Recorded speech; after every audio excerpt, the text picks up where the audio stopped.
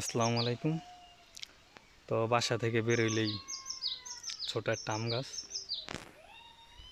বড় বড় আম ধরছে। তো এটাই হচ্ছে আমার বাড়ির রাস্তা। এই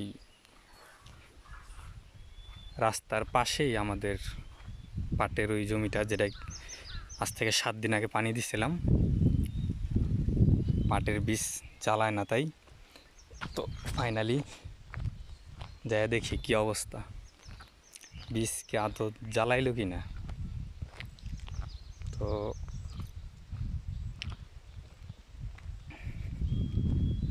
আজ 7 দিন পুরো হয়েছে।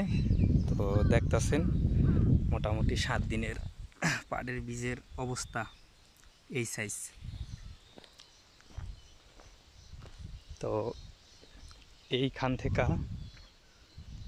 এই রাস্তা থেকে ওই যে কটা ঘাস দেখতেছেন বড় বড়, ওই পর্যন্ত হয়েছে আমার পাটের জমি। এর পাশে কিছু জমি ঘাস বুনছিলাম, তারপরে আবার পাটের জমি।